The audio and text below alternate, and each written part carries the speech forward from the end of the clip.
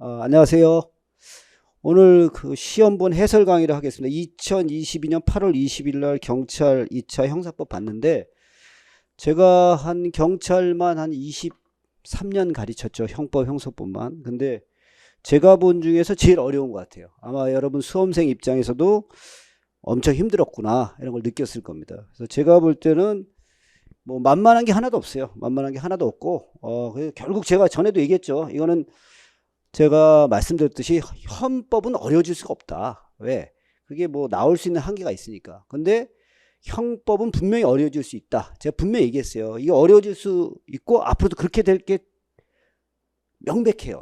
왜? 형사법이 약하면은 앞으로 수사권 독립 얘기를 할 수가 없거든. 그래서 이게 어려워지니까 제가 볼 때는 앞으로 계속 어려워질 거예요. 어려워지고 이거에 대해서 대비를 해야 되죠. 그래서 제가 볼 때는 하여튼 이 어려워지면 제일 먼저 수험생들이 할 일이 뭐예요? 수험생들은 하여튼 어려워지면 많이 하는 게 잘하는 줄 알아요. 그냥 많이 하면은 돼요. 그렇죠? 근데 이건 안 되죠, 이거. 쉽게 해서 그렇다고 이제 뭐 두 문자만 딴다. 이것도 끝난 거죠. 전에도 내가 말씀드렸지만 이거는 끝났어요, 이미 이런 형법의 시대는 지나간 거고. 그렇죠? 그러라서 이제 어려운 걸 어떻게 해결할 거냐.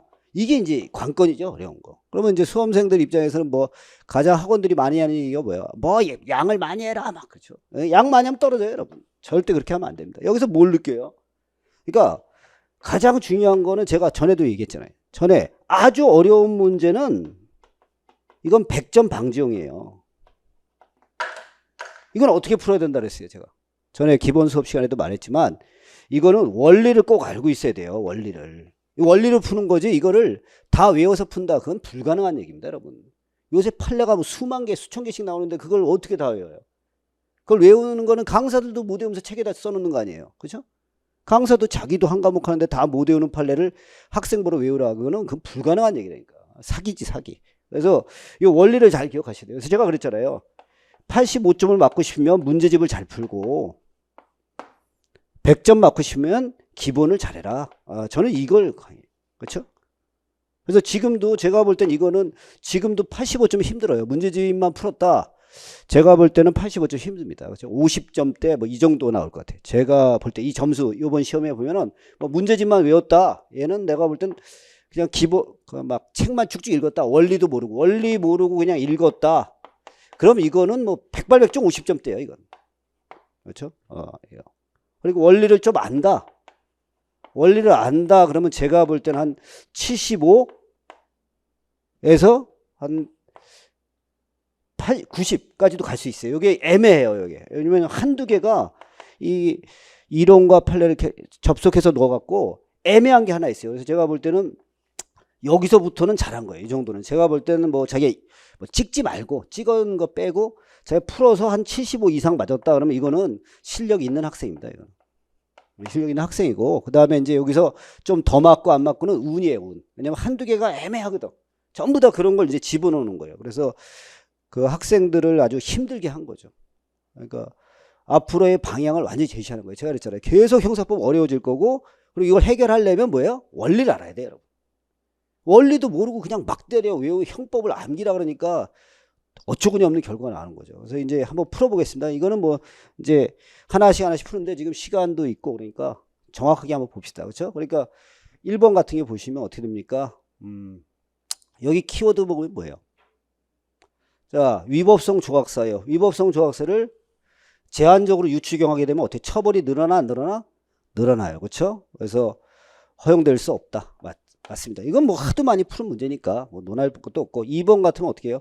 자, 형벌법규 적용 대상이 행정법규에 규정한. 그러니까 우리가 그 형벌이라는 게 뭐예요? 구성요건인데 구성요건이 형법에만 다 써 있는 게 아니라 행정법규에 써 있을 수도 있잖아요. 자, 그럼 그걸 해석할 때도 유추해석 금지 원칙 적용돼야 돼, 안 돼야 돼? 돼야 되죠. 이건 뭐 당연한 거고 얘기하고. 그 다음에 유추해석은 불리한 유추해석만 안 돼요. 그렇죠? 유리한 유추해석은 가능하다, 불가능하다? 가능하다. 다만 이런 것도 어떻게 해요? 그 글자의 의미를 넘어갈 때는 함부로 넘어가면 안 돼요. 그건 입법자가 하는 거지 행정부가 사법부가 할 일은 아니거든. 그래서 물리를 넘어서는 글자의 의미를 넘어서는 해석을 할 때는 그렇지 않으면 그 결과가 현저히 형평과 정의에 반하거나 심각한 불합리가 초래되는 경우에 가능하다. 예, 맞죠? 그렇죠? 원래는 유추 해석은 안 돼. 불리한 유추 해석 안 돼. 유리한 건 돼. 하지만 유리한 것도 할 때 막 하면 안 된다. 이 뜻이잖아요, 결론은. 그 다음에 자수. 우리가 했었죠. 자수가 뭐예요? 범인 스스로 수사기관에 찾아가서 자발적으로 범죄를 신고하는 거예요. 그렇죠? 그래서 여기다가 뭐예요? 범행 발각전이라는 개념을 넣으면 어떻게 돼요? 자수가 안 되는 거죠. 자수가 안 되면 어떻게 돼요? 감면을 못 받아요. 감면을 못 받으면 어떻게 해? 피고한테 불리한 거지. 그러니까 불리한 유추 해석이죠. 유추 해석에 반한다, 안 반한다? 안 한다. 이렇게 됐죠. 답은 1번, 2번이고요. 자, 넘어갈게요. 그렇죠? 그 다음에 법인의 형사 책임. 우리가 법인격 없는 사단, 법인의 형사 책임. 어디서 문제가 돼요? 자, 인간의 행위만 범죄가 됩니다. 근데 형법에서는 법인은 행위를 할 수 없죠. 그러니까 어떻게 해요?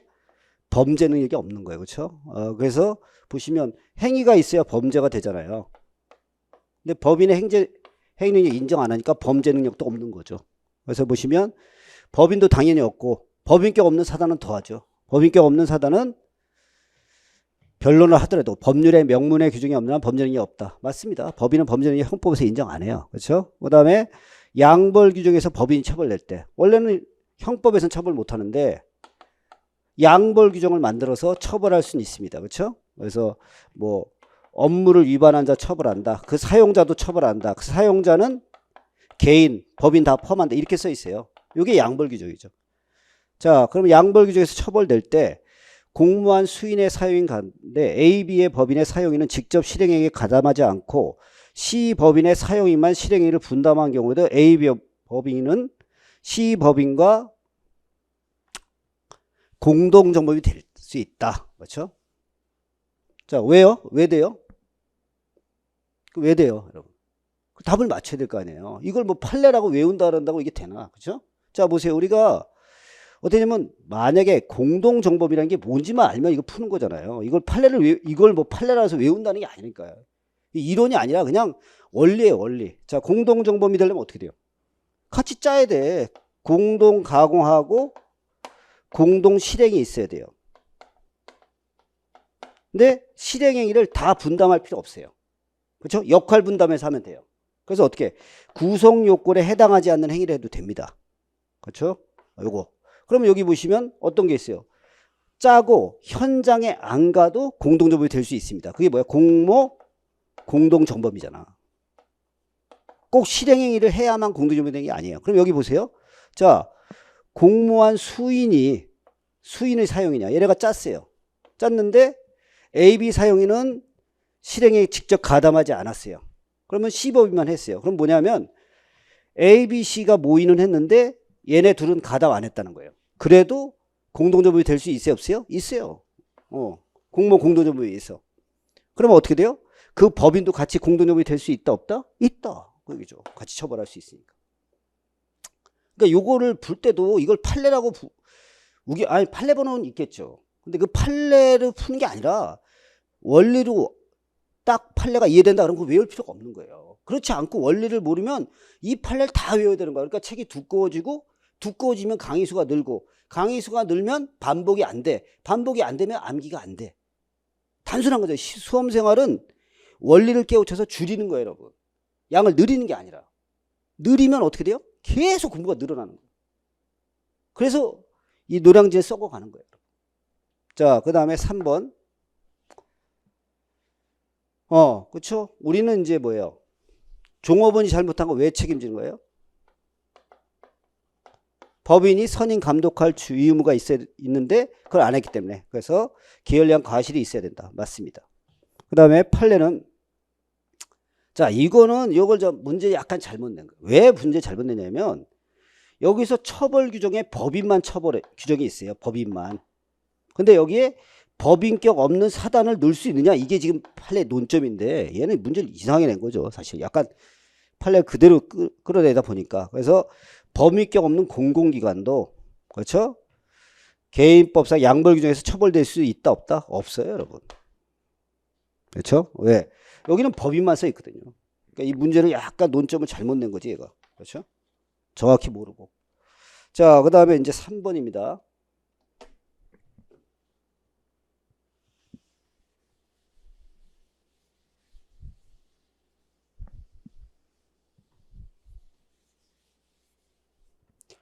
자, 3번 고의의 주관적 요소. 범죄의 주관적 요소. 이 고의가 대표적인 얘기죠. 그렇죠? 그러면 고의의 본질에 관한 용인설에 따르면 이러면 또 이제 학설 나왔다고 막 떠드는 거예요. 용인설, 뭐 감수설, 묵인설 이런 학설이 있다. 이거 시험에 안 나와요, 여러분. 이거 그냥 논쟁거리가 붙을 거니까 일부러 쓱 집어넣는 거예요. 그냥 통솔이라는 얘기예요, 여러분. 그렇죠? 우리가 결과 발생을 받아들였느냐, 그럼 고의가 있다 이렇게 보여잖아요. 인식과 의지. 어느 정도 의지가 있어야 돼? 용인해야 된다. 그 얘기잖아요. 통설입니다, 통설. 별것도 아니에요. 이것도 이제 장황하게 무슨 인식설이 있고 감수설이 있고 막 그러면 떨어지는 거예요, 여러분. 그런 건 시험에 안 나온다니까. 그래서 구성요건 결과를 용인하는 의사만으로도 고의가 있어요. 그래서 미필적 고의도 고의에 들어간다 안 들어간다? 들어가죠. 우리 통설 그대로 얘기해 그냥. 그 다음에 인식 있는 과실은 고의에 포함되지 않는다. 이거 뭐 늘 하는 거죠 그냥. 그 다음에 자 제가 뭐예요? 미필적 고의도 고의라 그랬어요. 그러면 무고죄도 미필적 고의로 되나요 안 되나요? 돼요 여러분. 살인죄 미필적 고의로 되나요 안 되나요?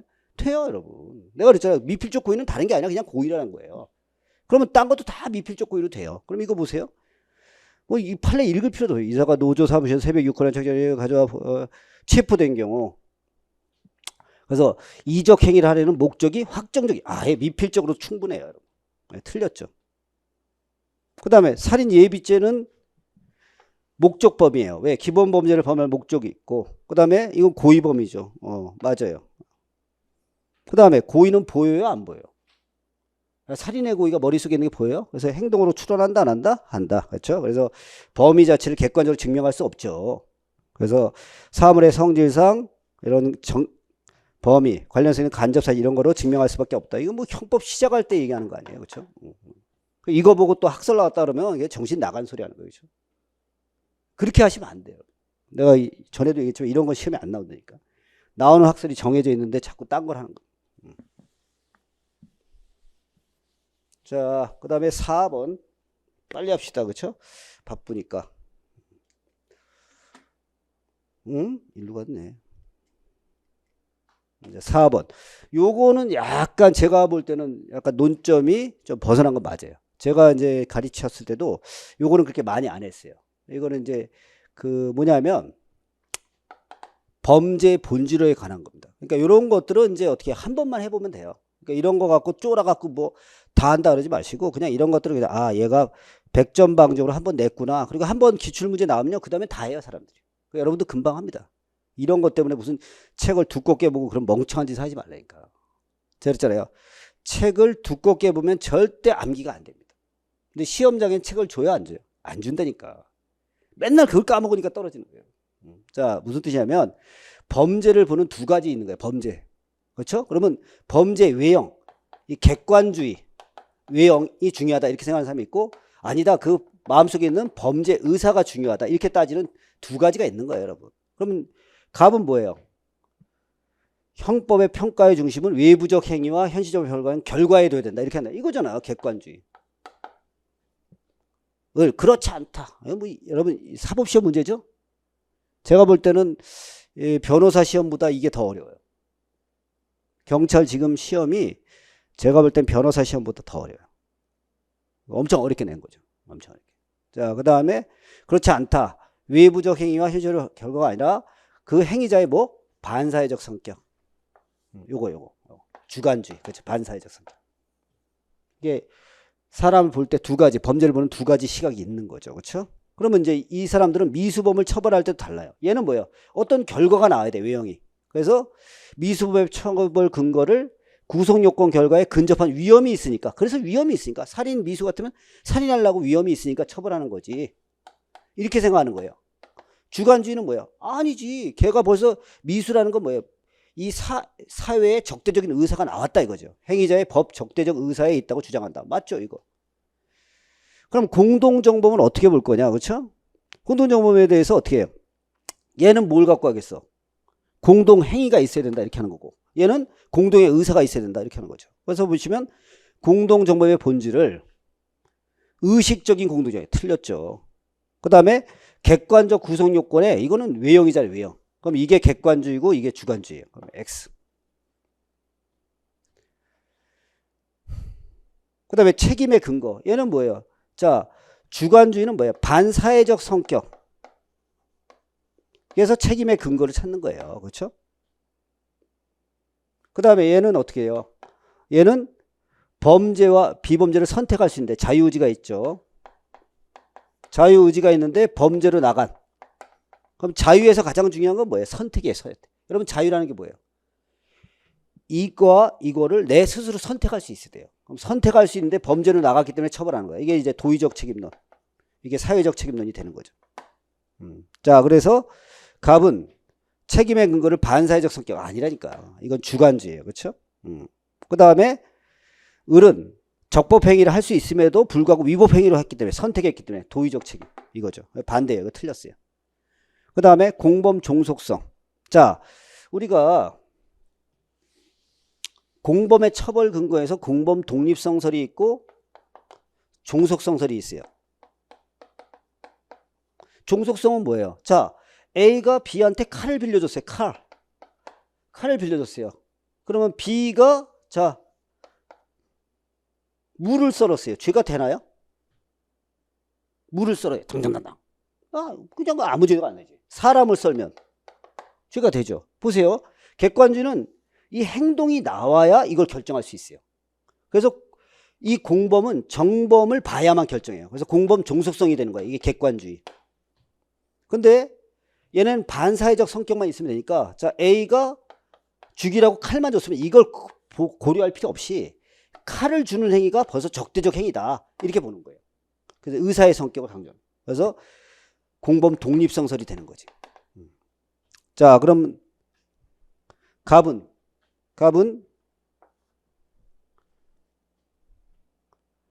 공범 종속성을 따라가야 되죠. 공범 종속성. 그래서 어떻게? 정범은 실행행위와 상관없이 그럼 틀렸어요.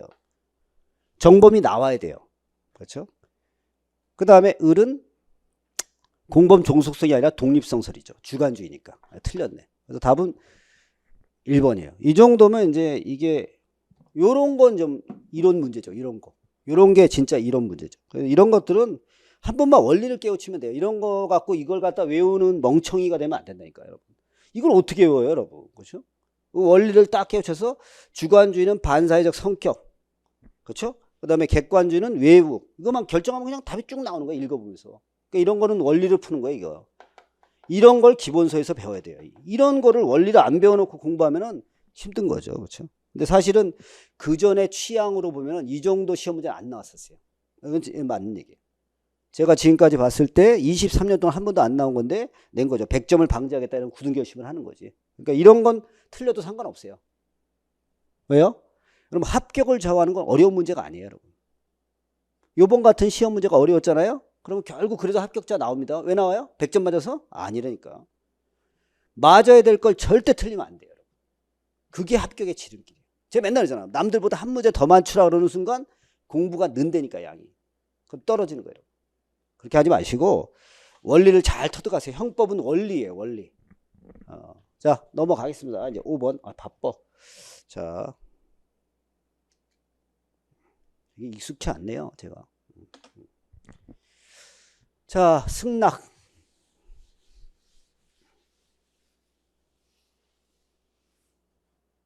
자, 승낙은 개인적 법익에 대해 하는 거죠. 그리고 처분할 수 있는 자가 승낙해야 되고 이게 사회상계에 반하지 않아야 돼요. 맞습니다. 그 다음에 자, 우리가 사문서 위조죄가 되려면 어떻게 해요? 권한 없이 타인 명의 문서를 만들어야 돼요. 근데 그 사람이 승낙해줬으면 사문서 위조죄가 안 되죠. 근데 이미 죽었어요. 승낙할 수 있나요? 안 되죠. 죽었는데 무슨 승낙을 해요. 그러니까 사문서 위조죄가 성립되는 거예요. 그리고 추정적 승낙도 안 됩니다. 죽었는데 무슨 추정적 승낙. 그 다음에 24조. 자, 승낙은 상당한 이유가 들어가요? 이게 법조문이죠. 이런 건 제가 볼 땐 좋은 문제예요. 그러니까 뭐냐면 우리가 이제 양을 줄이라고 하잖아요. 양을 줄이려면 어떻게 돼요? 이게 법조문을 잘 보셔야 돼요. 여러분, 법조문을 학자들이 써놓은 게 뭐야? 이론입니다, 이론.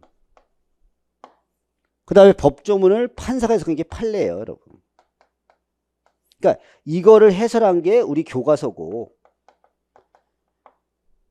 이거를 해석한 게 법원이 해석한 게 판례라고요. 그러니까 결국 제일 적은 건 뭐예요? 요거예요, 요거. 요걸 잘 보셔야 돼요. 그러니까 법조문도 한 번도 안 보고 공부하면 형법 망하는 거죠, 망. 그렇죠? 그래서 여기 보시면 제일 정의 요건데 요 조문 딱 냈잖아요. 이런 건 좋은 거예요. 한 번씩 읽어보시죠. 그래서 규정이 없죠, 이거는. 자, 의사의 불충분한 설명을 근거로 환자가 동의했으면 승낙으로 위법성이 조각되지 않는다. 맞죠? 승낙을 하려면 설명이 있어야 돼요. 맞습니다. 그래서 이렇게 보시면 되고, 그래서 답은 몇 번이야? 4번이 답이래요. 그렇죠? 이렇게 보시면 돼요. 제가 나이가 드니까 이거 안경을 써야 돼서 그렇죠. 자, 넘어갔네. 6번. 자, 기대 가능성. 요것도 약간 이론적인 문제가 들어갔어요. 요것도 이해죠. 야, 기대 가능성이 없으면 처벌 못 한다. 그럼 적법행위를 누굴 기준으로 할 거냐? 그럼 우리는 이제 되게 일반인 표준 서류를 하죠. 왜? 국가를 기준으로 하면 어떻게? 국가는 무조건 다 적법행위를 요구하니까. 그럼 결국 다 처벌하는 거예요. 그래서 책임이 조각되는 경우가 촉수될 수 있다. 맞죠? 이것도 이해해요, 여러분. 그 다음에 요런 건 판례잖아요. 이런 건 판례라고. 이게 이론과 판례를 섞어놨기 때문에 아주 어려운 거죠, 문제가. 그렇죠? 옛날에는 저희가 옛날에 공부할 땐 이론만 냈었어요. 왜? 판례라는 게 결국은 뭐 암기잖아요. 그러니까 이게 안 냈었는데 이게 없어지고 이제 판례 냈었잖아, 판례. 그다음 판례 내다 보니까 애들이 두 문자만 따니까 이거 안 되고 이게 짬뽕 된 거예요. 그래서 수험생 입장에서는 더 힘들어요. 그래서 요거를 보시면 어떻게 해요? 담배업 제조 허가도 안 받고 전자장치를 이용해서 니코틴 포함된 용액을 제조한 거예요. 그렇죠? 그러니까 너 왜 그랬냐 그랬더니 관련 담배 제조 허가 기준은 존재하는데 전자담배 제조업에 대한 허가 기준이 없어갖고 그래서 그냥 마음대로 만든 거야. 이렇게 주장하는 거죠. 그러니까 판례가 그런 거는 기다려야지. 그렇죠? 담배업 허가 관련 규정을 준수하거나 허가 기준이 새롭게 마련될 때까지 법 준수할 수 있어야지. 기다려야지. 왜? 네 마음대로 해. 그래서 처벌한 거죠. 기대할 수 없다 그러면 틀렸죠. 자, 이 저항할 수 없는 폭력은 뭐예요? 여기서 이 저항할 수 없는 폭력 어디서 배워요? 책임에서 배우죠. 책임에서. 책임에서. 그렇죠. 우리가 이제 원래 절대적 폭력이라는 게 있고, 이건 뭐예요? 절대적 폭력은 아예 행위가 안 되는 거죠. 행위가. 그래서 지난번 시험에 뭐가 나왔어요? 어떤 선생님이 여학생 휘둘러 때렸을 때 여학생은 여기다. 그리고 책임에 가면 여기 저항할 수 없는 폭력이 나오죠. 강력. 여기는 이제 강제적 폭력을 얘기해서 심리적이나 윤리적 의미에서 어쩔 수 없는 경우를 얘기하는. 그래서 심리적 의미에서, 그 다음에 윤리적 의미에서 강화된 경우를 말한다. 맞고요. 그 다음에 자, 기대 가능성이 없다고 볼 수 없다. 자, 이거 처벌하는, 기대 가능성이 없으면 처벌 못하는 거야. 기대 가능성이 없다. 요 앞에 적법행위를 붙여야 돼. 적법행위를 기대할 수 없다 그러면 처벌 못한다는 거예요. 그럼 얘 보세요. 지금 영업정지 처분 받았는데 그에 대한 집행정지 신청이 잠정적으로 받아들였다. 근데 법을 위반한 거야. 그러면 너 왜 했냐? 그러니까 집행정지 신청이 잠깐 받아들여져서 야 임마 그래도 기다려야지. 그렇죠? 그래서 이건 기대 가능성이 없다고 볼 수 없다. 즉 처벌한다 안 한다? 한다. 이렇게 하면 돼요. 다음 몇 번? 2번. 자, 그 다음에 7번 간접정범이죠. 간접정범. 이건 뭐 늘 얘기했었잖아요. 이거. 그렇죠? 처벌되지 않는 자를 이용하는데 그때 전두환이가 체규화에 이용해서 한 거. 내란죄. 맞고요. 처벌되지 않는 자를 이용하면 되지 반드시 억압할 필요는 없어요. 그렇죠? 이건 뭐 늘 푸른 문제고. 자기의 지휘 감독 요거죠. 원래 교사는 정범과 동일한 형으로 처벌하는데 자기의 지휘를 받으면 2분의 1까지 가중합니다. 맞고. 자, 이런 거 보세요. 이런 거는 거의 이해죠, 이거. 이거는 학설이 아니에요, 여러분. 자, 보세요. 이제 간접정범의 실행의 착수식이에요. 간접정범이 뭐야? A가 처벌되지 않는 B를 이용해서 범죄를 저지른 거예요. 그럼 얘가 A가 B를 이용해서 C를 칼로 찔러 죽이는 거예요. 그럼 원래는 어떻게 됩니까? 원래는 실행의 착수시가 언제예요? 이 앞에 찌르는 애를 기준으로 하잖아, 얘. 얘를 기준으로 해서 얘가 칼로 찌르려고 할 때. 이때가 실행의 착수예요. 근데 간접정범은 정범이기 때문에 얘가 얘를 이용한 때, 여기가 실행의 착수다. 이렇게 따지는 거예요. 이거 어디서 배웠냐면 이제 원자행위 하면서 약간 설명한 거거든요. 사실은 좀 넘어갔는데 그러면 요때를 실행의 착수로 보는 것보다 이때를 실행의 착수로 보면 어떻게 되는 거예요? 여기서부터 미수로 들어가는 거예요. 얘는 여기서부터 미수. 그러니까 미술 범위가 늘어나죠. 그렇죠? 그래서 간접정범의 실행의 착수시를 이용행위시로 보면 이용자의 의사가 외부로 표현하게 하면 실행의 착수 여기서부터 인정된단 말이에요. 그러면 미수범의 처벌 근거가 늘어나죠. 원래는 여기서부터 봐야 되는데 늘어난다. 그래서 X. 이것도 좀 좋은 문제예요. 요거는 좀 생각을 해야 푸는 문제죠. 이렇게. 그러니까 이런 문제를 내는 거예요. 그러니까 이거를 갖다 학설을 공부한다고 하는 게 아니라 이게 원리를 알고 그게 요런 원리로 가는구나. 그걸 자꾸 생각하셔야 돼요. 그러니까 지금 우리가 이제 그 전에 경찰 시험에서 내는 범위를 이렇게 빼는 범위들이 있어요. 이렇게 여기서 이런 거 안 낸다. 이렇게 불문율이 있었다고 이렇게 보이지 않는 불문율. 근데 지금 요번에 여기를 약간 벗어난 거예요. 이렇게. 그럼 이런 건 어떻게 하면 돼요?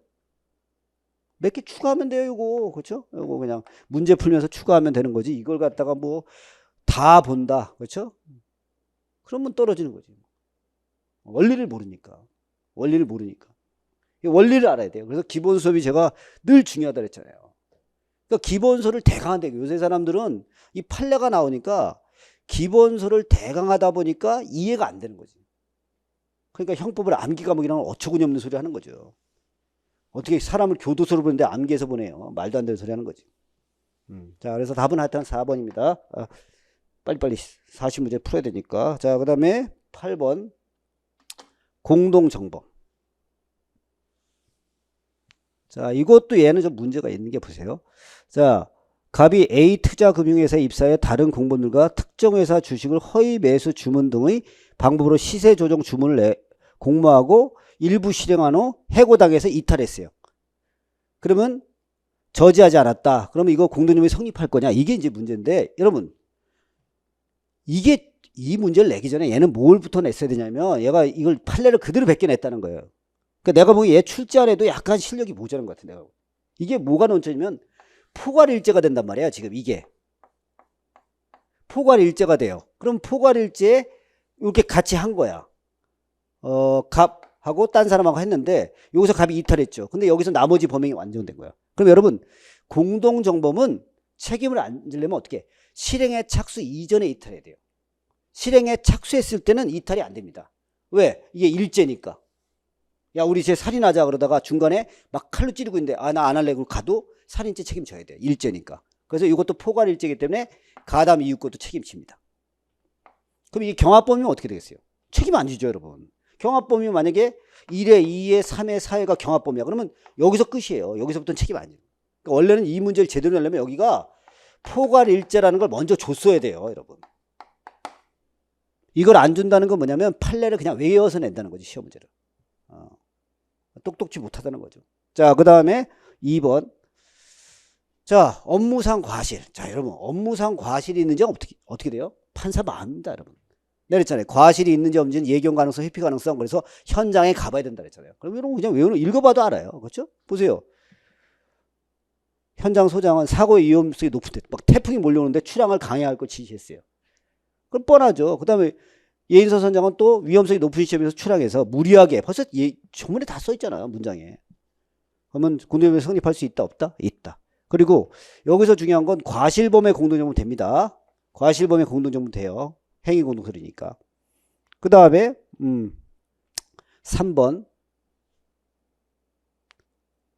자, 갑을병 주식회사가 A 주식회사의 주식총수 100분의 5 이상을 보유하여 변경, 주식 등 변경 보고 의무를 공동으로 부담하게 되었고, 이러한 보고 의무를 이행하지 않는 자를 처벌하는 진정부작위범. 불구하고 갑을 주식회사만이 공모하여 보고 의무를 이행하지 않은 경우 보고 의무가 있는 갑을병 모두 공동정범이 성립한다. 여러분, 자, 부작위범의 공동정범이 되려면요, 공통된 자기 의무가 있고, 그렇죠? 그 다음에 공통으로 이행하지 않았어야 돼요. 공통으로 이행하지 않았어요. 이게 요건이잖아. 그럼 보시면 지금 의무는 뭐예요? 갑을병 3개가 다 있어요. 그렇죠? 근데 둘만 이행 안 했어요. 근데 병까지, 그렇죠? 병회사까지 공동정범이 된다. 안 되죠. 같이 짜고 같이 실행해야 돼. 얘는 짠 적이 없어요. 책임 안 져요. 우리가 공동정범 배울 때 뭐예요? 같이 짜고 같이 실행해야 돼, 안 해야 돼? 그 두 개만 기억해도 이건 푸는 거예요. 그렇죠? 딱 봐도. 그러니까 3번 맞아요? 틀려요? 틀리죠. 자, 이렇게 돼 있고. 그다음에 4번. 자, 강도를 모의했는데 폭행하고 억압한 후 갑은 다른 방에서 물건을 찾는 사이에 을병이 공동으로 강간했어요. 그럼 얘네는 뭐예요? 강도 강간이에요. 을병은. 근데 갑은 어떻게? 강도만 모의했지 강간에 가담한 적이 없잖아요. 그럼 모의하지 않은 부분 책임 안 지죠. 그래서 강도 강간죄 공동혐의 성립하지 않는다. 맞네. 답은 몇 번이에요? 3번. 자, 9번. 부작위범.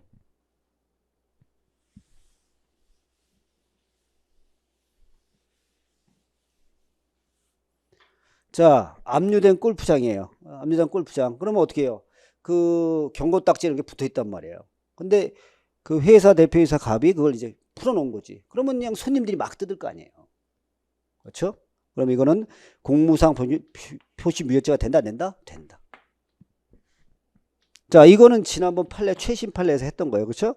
국가연구개발사업자가 학생들한테 연구비 지급할 의사 없이 신청한다. 그러면 사기죄로 처리한 거죠. 그 다음에 이런 것도 어려워요. 이건 외워야 되죠, 사실. 위치 추적 전자장치의 피부착자 갑이 휴대용 추적장치를 분실한 후 3일이 경과하도록 분실과 안 하고 돌아다닌 거예요. 근데 여기서 뭐냐면 법이 뭐예요? 전자장치 부착에 관한 법률에 따른 효용을 해한 행위. 이게 뭐냐 이거예요. 그럼 얘가 지금 직접 부신 건 아니죠. 부신 게 아니니까 이게 문제가 되는데 여기서 효용을 해야 하는 행위는 판례가 뭐라 하냐면 여기서 뭐예요?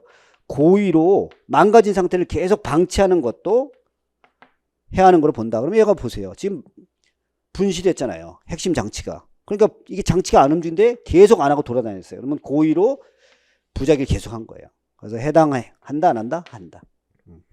자, 그 다음에 4번. 법무사 아닌데도 법무사 이름 부르는데 계속 가만히 있으면 부작위범이 된다 안 된다? 된다. 이거 뭐 늘 하는 문제고. 자, 지금 뭐예요? 자금 조달에 실패해서 돈도 없어요. 근데 나중에 돈 주겠다고 이명계약 약정하고 어떻게 분양한 거죠. 그래서 중도금에 집단대출 신청한 거예요. 왜 이거 부도날 게 뻔한데. 자, 이런 거는 속인 거다 안 속인다? 속인 거죠. 부작위행 기망에 해당한다 안 한다? 한다. 사기죄가 되는 거죠. 그래서 옳지 않은 건 몇 개야? 2개. 이렇게 보시고 10번. 죄수. 우리가 이거 죄수 문제는 저기서 그때 지난번 시험에도 나왔었죠. 그래서 나온 건데 행위 표준설. 이건 행위 숫자 갖고 따지는 거죠. 그러면 매월 1일 100만 원씩 10번 받았어요. 그럼 10번이니까 수재죠. 행위 표준설. 그다음에 그다음에 나는 어떻게 돼요? 갑은 지금 어떻게 돼요? 약 한번 놓잖아요. 그렇죠? 죽었어 안 죽었어? 죽었어요. 그렇죠? 그러면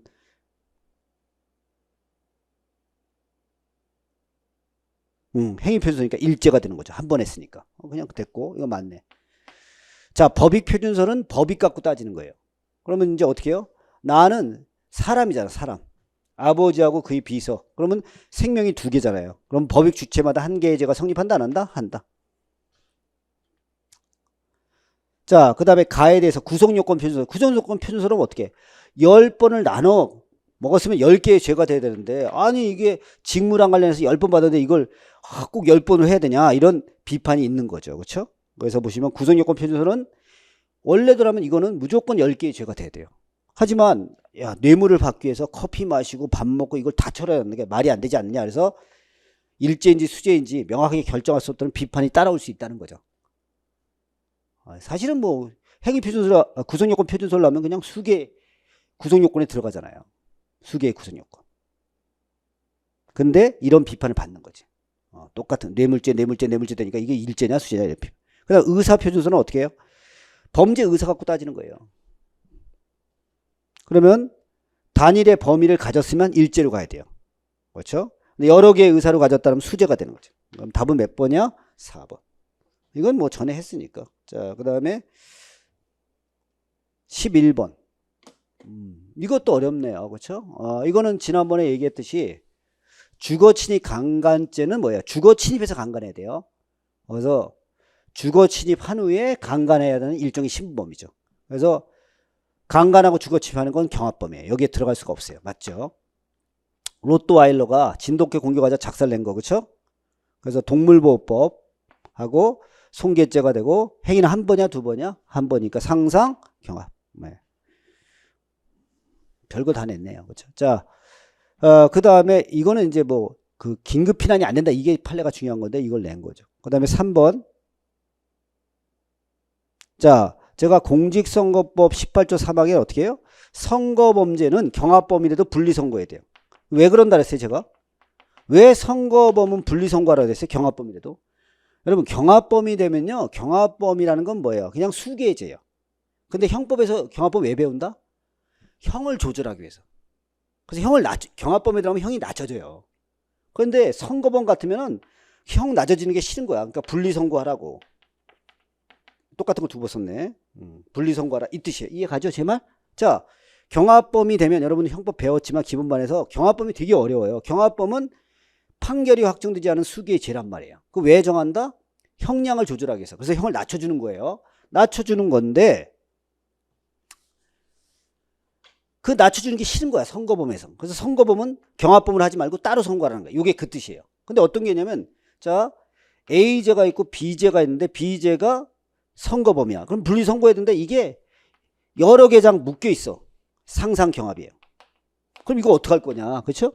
그럼 여기에 선거범죄가 들어가니까 이것도 분리선고하라는 거예요. 그렇죠? 그래서 선거범과 상상관계에 있는 모든 범죄는 통틀어서 선거범으로 취급해야 된다, 안 해야 된다? 해야 된다. 취급해서는 안 된다 그러면 틀렸죠. 이 정도. 자, 수기의 등록상표. 그럼 등록상표마다 죄가 되는 거예요. 그렇죠? 그리고 하나의 행위로 유사상표로 했으면 상상경합. 맞죠? 답은 몇 번이야? 4번. 자, 12번. 업무상 과실. 이거는 뭐 거의 외우라 그랬죠. 자, 제가 전에도 얘기했지. 라바콘 3개. 과실 없어요. 그 다음에 병원 인턴이 옮기다가 한 거. 이거 뭐라 했어요? 이거 인턴에 잘못 없다 그랬었죠, 판례가? 산소량까지 체크할 필요 없다. 골프 경기 보조원이 안전소지압이 잡도록 안 잡으니까 꺾어버려서 넘어진 거죠. 과실이 있다 없다? 있다. 자, 담당 의사가 지시했어요, 안 했어요? 활력 징후를 조사를 하는데 안 했단 말이에요. 그래서 죽었다 그러면 당연히 과실이 있어요, 없어요? 있죠. 그 다음에 철판 수백 장을 운반을 의뢰한 생산자 갑이 절단면이 날카롭고 무거운 철판을 묶기에 매우 부족한 폴리에스터 끈을 묶어서 쓰러져서 다친 거죠. 과실이 있어요, 없어요? 있죠, 여러분. 이거는 뭐 거의 암기입니다, 이런 거는. 자, 그 다음에 13번. 형벌. 우리가 이제 형벌을 배울 때 대개 이제 모욕, 몰수는 꼭 해야 되죠, 제가. 그랬잖아요. 그 다음에 집행유예, 그 다음에 선고유예, 누범. 그렇죠? 그 다음에 또 뭐가 있다 그랬어요? 가석방. 이런 건 반드시 외워둬야 된다. 그렇죠? 이렇게. 그렇죠? 근데 요새는 이제 조금 더 넣은 거죠. 이게 약간 더 범위를 넓힌 거예요. 근데 제가 볼 땐 이거는 난이도가 높아요. 이거는 내가 보기엔 틀렸다고 봐야 돼요. 맞추기 쉽지 않았어요, 이거는. 그렇죠? 이런 건 100점 방정이에요. 그러니까 이런 것 때문에 막 흔들릴 필요 없어요. 이런 거는 그냥 문제 조문 보고 다시 외우면 돼요. 그리고 문제풀이에서 한번 해두면 됩니다. 이것 때문에 뭐 다시 한다, 그거는 자살행위예요.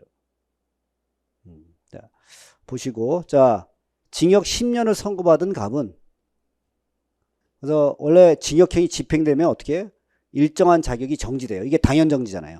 그렇죠? 우리가 이제 당연정지가 있고 선고정지가 있어요. 그러면 징역형 집행하는 동안 당연히 정지됩니다. 공무원 되는 자격, 이런 것들. 당연정지. 그 다음에 형의시효죠. 형의시효. 참 놀랍네요. 형의시효. 그래서 징역 10년, 12년이 확정됐어요. 그러면 형의시효가 15년이에요. 15년이 경과했습니다. 그럼 원래 시효 경과된 거죠. 근데 뭐냐면 형의 집행을 면할 목적으로 국외에 있는 동안은 정지됩니다. 그래서 완성되지 않죠. 사실 이건 쉽지 않아요, 여러분. 자, 그 다음에 중상에 1년 이상 10년 이하의 징역. 와, 이거 이런 문제를 냈어요. 낸 놈은 좀 몇 대 불러다 패야 돼요. 그죠? 이런 것까지 내면 좀 그렇고. 제가 생각할 때는 문제를 어렵게 내겠다. 아주 굳은 결심을 한 거예요. 근데 어렵게 낼 때 좀 실력이 있는 애들이 좀 어렵게 내면은 딱 봐도, 와, 잘 냈다. 이런 게 나는데 가끔 문제를 보면, 아, 이 새끼 지저분하네. 이렇게. 그죠? 한번 해보세요. 여기 이제 심신미약, 미약 사유가 있고 누범 사유가 있단 말이에요. 그렇죠? 그러면 어떻게 해요? 이거 가중강경 사유가 있죠. 어떻게 해요? 각특루 법경작이에요. 자, 그럼 심신미약은 법률상 감경 사유지. 여기 들어가죠. 누범은 여기 들어갑니다. 그럼 벌써 누범 먼저 가중해야 되죠? 그러면 1년 이상 10년 이하예요. 1년 이상 10년 이하예요. 그러면 누범은 장기의 2배예요. 바둑의 2배, 장기의 2배. 제가 장기의 2배라 했어요. 그러면 요거만 2배예요. 20년까지. 그럼 1년에서 20년까지 때리는 거예요. 근데 심신미약은 감경할 수 있죠. 감경하려면 2분의 1이에요. 그럼 2분의 1이면 이거 깔아내리는 거지, 이렇게. 그러니까 최소한이 6개월이죠, 6개월. 맞네요. 자, 그 다음에 30억의 벌금을 선고받았어요. 그럼 어떻게 해요? 500일 이상 해야 되죠. 500일 이상. 조문 그대로예요, 이거는. 이런 거 한번 읽어보시고. 자, 그래서 답은 몇 번이야? 2번. 좀 어렵게 냈네요, 이거는. 이건 어려운 거예요, 여러분. 지금 한 2개 정도는 좀 힘들다, 이게 느낌이 오죠. 제가 볼 때는 아주 75점만 맞아도 잘한 거예요, 여러분. 내가 볼 땐 아까 어떤 학생이 선생님 저 75점 맞았는데 그러고 전화가 왔더라고요. 내가 그 정도면 잘한 거다. 그죠? 잘한 거다. 근데 좀 아까워요. 좀 더 맞을 수 있는데. 근데 그게 안 그래요, 여러분. 시험장 가면 쉽지 않습니다. 운이 좀 따라야 되는 것들로 이게 찍어서 좀 운이 있어야 되는데. 자, 아동학대 처벌에 관한 특례법 하면서 그 소급 적용할지 공소시효에 대해서 명시적 경과 규정을 안 뒀어요. 그렇죠? 근데 아직 범죄가 종료됐으나 공소시효가 완성 안 됐어요. 그럼 여기다가 신법을 적용하는 거지. 그럼 이건 부진정 소비법이에요. 부진정 소비법. 우리 헌법에서 배웠죠? 그럼 이건 소급입법이 아닙니다. 그래서 이거는 신뢰보호 위반이 아니라 이제 소급표 금지 이게 문제가 되는 게 아니라 신뢰보호의 문제로 가는 거예요. 비교 형량에서. 그렇죠? 비교 형량에서. 그래서 이런 범죄는 애들을 보호하기 위해서 하는 거니까 적용할 수 있죠. 적용된다. 이렇게 됐고. 아동복지법의 조문 보세요. 자, 이렇게 돼 있어요. 아동에게 음란한 행위를 시키거나 이를 매개하는 행위는 처벌하는 거예요. 그렇죠? 그럼 여기서 누구라고 돼 있어요? 아동에게 음란한 행위를 시키는 사람이면 다 되지 어른만 된다는 소리가 없잖아요. 성인에게만 한정된다면 틀렸죠. 자, 그 다음에 이거는 이제 뭐예요? 방임행위, 방임. 여러분 아동복지법에 있는데 방임이 뭐예요? 방임. 태만하고 게으른 거예요. 그러니까 자기 보호를 하는 사람을 게으르게 보호하거나 나태하게 하면 처벌하는 게 방임행위입니다. 그럼 이거 방임행위가 보세요. 친아버지가 한 살이야. 근데 집안 내부에 먹다 남은 쓰레기, 소주병, 담배꽁초가 방치된 상태로 청소를 하지 않아 악취가 내는 비안정상에서 세탁하지 않아 음식물이 묻어있는 옷을 입히고 목욕을 주기적으로 시키지 않아서 몸에서 악취나게 할 정도. 그럼 이거는 아무리 밥을 먹여서 생존을 했고 최소한 아들에게 애정 표현했다. 이것만 갖고 방임이 아니다. 그럴 수는 없다는 거예요. 이 정도면 방임이라는 거예요. 맞죠? 어린이집 교육교사가 애를 갖다 어디다 올려놓은 거야? 78cm. 그렇죠? 한 이 정도에다 올려놓은 거지. 교구장에. 4살짜리인데. 흔들고 막. 그렇죠? 이렇게 하면 학대에 들어간다? 들어가죠. 그럼 답은 몇 번이야? 2번. 만만치 않네요, 여러분. 자, 15번.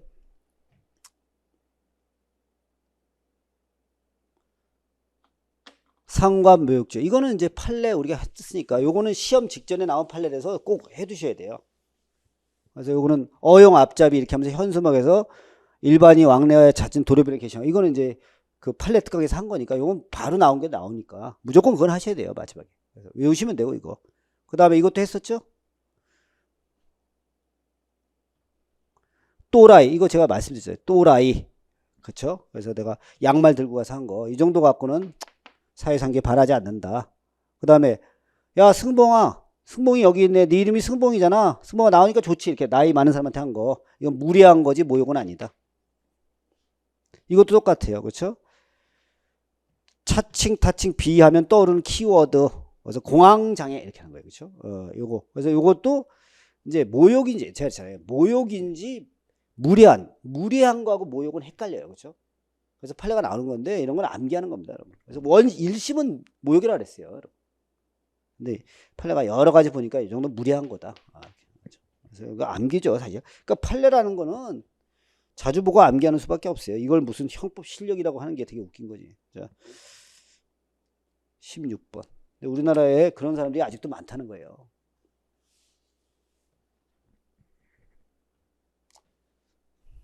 자, 입찰 방해죄. 입찰 방해죄는 뭐예요? 위계 위력으로 경매 입찰에 공정을 해한 자 이렇게 됐죠. 위계 위력으로 입찰에 공정을 해한 자 이렇게 되는데 해할 위험성만 있으면 됩니다. 위헌범이죠. 여기 써 있잖아요. 저가로 입찰했는데 입찰에 공정을 해할 우려가 있는데 실제 입찰에 공정을 해야지 않았다. 그래도 입찰 방해죄 된다니까요. 위헌범이라니까. 우려만 있으면 가능하다 불가능하다 가능하다 이렇게 돼 있고 그 다음에 여기도 똑같잖아요. 일부 입찰자들하고 가비업을 하고 담합했는데 투찰에 참여한 업체가 많아서 실제 가격에 부당한 영상 아니죠. 왜? 여러분 입찰 방해죄는 그 경쟁의 공정성이 있어야 돼요. 그럼 여기서 입찰만 이렇게 여러 명이 담합했다. 그러면 결국 영향을 안 미쳤더라도 위험성이 있는 거다 없는 거다? 있는 거다. 성립하지 않는다면 틀렸죠. 3번. 이거는 뭐 우리 많이 했잖아요. 여기서 키워드는 뭐예요? 추첨이죠. 추첨. 입찰하고 경매는 다르다. 경매 입찰은 그렇죠? 다수의 경쟁을 통해서 하는 거고 이거는 추첨이니까 안 된다. 틀렸어요. 유명한 거죠. 자, 갑을이 공모하여 갑은 A 고등학교 학생이 약 10개월 동안 총 80시간의 봉사활동했다. 이거 누구? 유명한 사건이에요. 그래서 판례가 업무방해죄 인정했죠. 뭐 너무 유명하니까. 다 적절한 건 몇 번이야? 4번. 자, 문제 기네요. 자, 17번. 읽다가 목이 날아갈 것 같아. 여러분 시험 볼 때 엄청 힘드셨겠네요. 그렇죠? 제가 볼 때는 이 출제한 사람들을 불러다가 한 번씩 시험 보게 해야 돼요. 그렇죠? 시험 끝난 다음에 너도 이 칠판이 하도 지웠는데 워낙 문제가 많으니까 이러네. 자, 한번 해봅시다. 죄수. 죄수도 똑같아요. 이것도 어려운 것만 냈어요. 자, 보시면 한번 볼까요?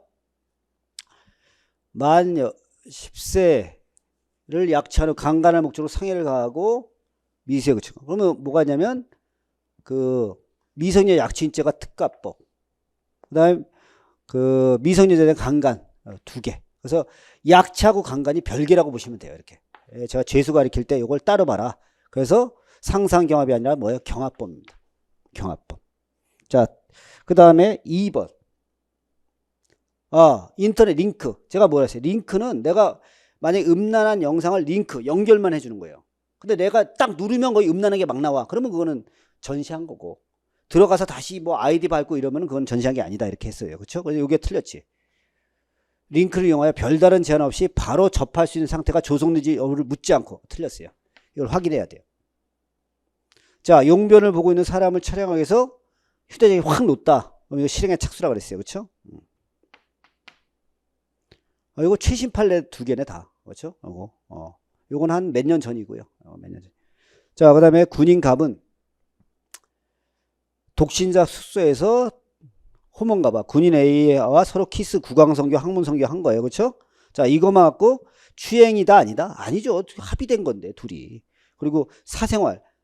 여기서 중요한 건 숙소죠. 자신의 숙소에서 한 거예요. 부대 내에서 한 것도 아니고. 그래서 이거는 군형법의 처벌 대상에 추행에 해당하지 않는다. 맞습니다. 이거 최신 판례를 냈네요.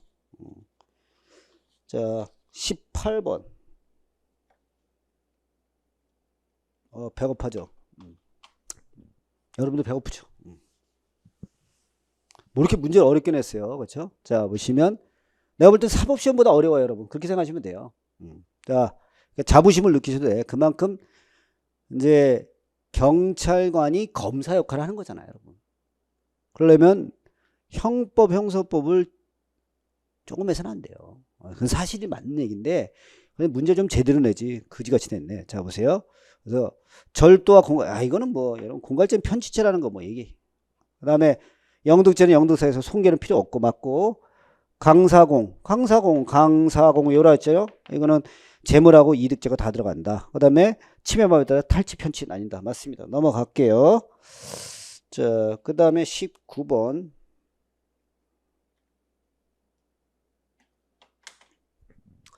동일한 범죄 구성 요건에 해당하는 것만으로 짝지어진 것은, 어유 잘 냈네.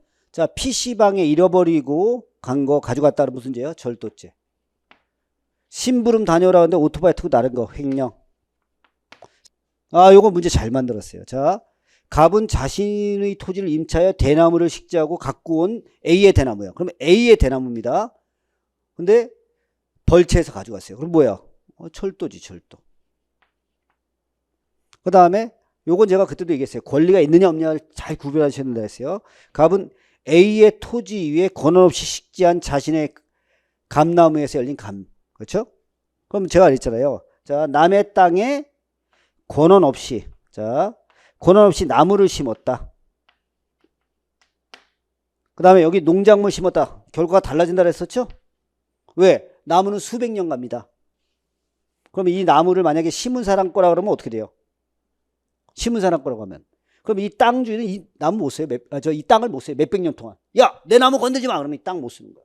그래서 이거는 만약에 권한 없이 심었으면은 땅 주인 거로 봅니다. 근데 농작물은 금방 없어지니까 심은 사람 거로 본다. 이렇게 했었죠? 그러면 갑은 A의 토지 위에 권한 없이 식재한 자신의 감나무. 그렇죠? 그럼 자기 거에 자기 거. 토지 주인 거잖아. 토지 주인 거. 권한 없이 심었으니까. 그렇죠? 그럼 가물수에 갔다. 그럼 무슨 죄로 가요? 절도죄. 내가 여기다 잘못 썼네. 자, 보시면 요거는 점유탈물 횡령죄죠. 선반 위에 있는 거 가져간 거 점유탈물. 그 다음에 요거 절도, 요것도 절도. 이렇게 되죠. 그래서 결국은 기억, 리을, 미역. 이렇게. 그렇죠? 여기에 절도죄가 됩니다. 동일한 구성 요건에 들어가는 거죠. 그렇죠? 그래서 요거는 점유탈물 횡령죄예요. 제가 여기다 잘못 써갖고. 그렇죠? 자, 선반에 있는 건 점유탈물 횡령죄죠. 자, 그 다음에 20번. 하나 틀릴 뻔했네. 자, 횡령죄. 요것도 좀, 요거는 학설이 하나 나왔네요. 자, 이제 횡령죄의 본질에 영득행위설이 있고 월권행위설이 있어요. 그럼 뭐냐면 횡령죄의 본질이 이득을 보는 거다. 이렇게 하는 거야. 이득. 그럼 이득을 안 보는 건 횡령이 아닌 거예요. 그래서 이건 불법 영득사가 있어야 돼요. 근데 월권행위설은 권한을 넘는 행위만 하면 돼요. 그래서 이득을 안 봐도 남이 맡겨놓은 물건을 부셔버리거나 이래도 횡령죄 인정하는 거예요. 그래서 불법 영사가 있어야 된다. 틀렸어요. 그 다음에 횡령죄의 보관은 뭐예요? 사무관리, 관습, 조리에 있어도 성립하죠. 맞습니다. 자, 3번. 자, 여러분. 우리가 그 부동산은 어떻게, 부동산은 권한 없는 사람이 팔아도 넘어가질 않습니다. 그래서 횡령죄가 되려면 처분할 수 있는 권한이 있어요. 유효한 권능이 있어야 돼요. 처분할 수 있는 유효한 권능. 이게 있어야 돼요. 근데 그 자동차는 그렇게 따지지 않습니다. 그렇죠? 그래서 차량을 유효하게 처분할 수 있는 권능 유무로 아닙니다. 부동산만 그렇게 결정해요. 틀렸어요. 자, 그 다음에 횡령죄는 위헌범이죠. 위헌범. 침해범이다. 그럼 틀렸어요. 그 답은 몇 번이야? 2번. 자, 그 다음에 21번.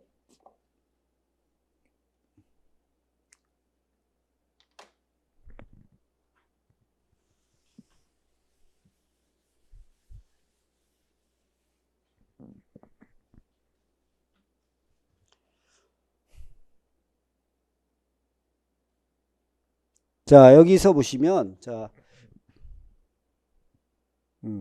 갑은 A 주식회사에 매매해놓고 잔금까지 받았죠. 근데 을에게 소유권 이전 등기한 거예요. 그리고 계약금만 받았어요. 근데 아직 중도금 안 받았는데 가등기를 경영해. 가등기 이거.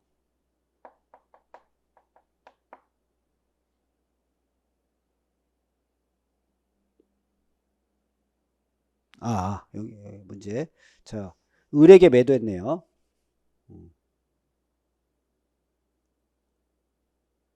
그리고 얘한테 가등기를 해준 거예요. 요거. 가등기 하고 얘한테 팔아먹은 거죠. 그럼 이게 배임죄 되죠. 배임죄 됩니다. 배임죄 되고. 그 다음에 갑은 B에게 본인 소유의 임야, 부동산이죠. 일부 잔금 받았을 때 다시 임야를 정에게 매도하고 계약금 지급받은 자, 요거는 이제 어떤 거예요? 두 번째는 병은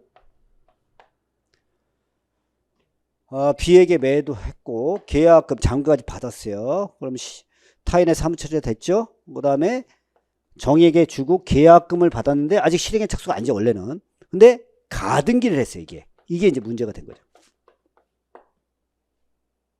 자, 그러면 얘도 부동산의 이중매매고 얘도 이중매매예요. 그래서 타인의 사무처리자에 들어갑니다. 그 다음에 이거 현실적 손해가 발생했냐? 그렇지 않죠. 배임죄는 위헌범이기 때문에 위헌 발생 가능성만 있으면 됩니다. 그래서 얘가 나중에 가등기 기한 본등기 할 수 있거든요.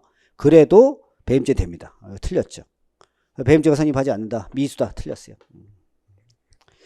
자, 문제를 어렵게 냈네요, 여러분. 쉽지 않았겠어요. 그죠? 보면 볼수록 놀래네. 저도 막 시간이 쫓기니까. 손괴. 손괴는 뭐예요? 타인의 재물을 손괴, 은이, 기타 방법으로 효용을 해야 하는 거예요. 그걸 잘 기억하시고, 광고를 백색 페인트로 도색해서 지워버렸다. 이거 당연히 손괴라 했죠. 자동문을 수동문으로 하는 거 손괴입니다. 이거 최신 판례죠. 철사기 콘크리트 구조물을 바짝 붙여서 못 움직이게 하는 거야. 이것도 손괴로 봅니다. 근데 도로바닥에 회사 소유의 보도박에 유색 페인트와 레카 스프레이로 칠한 거예요. 그 다음에 현수막천에 묵을.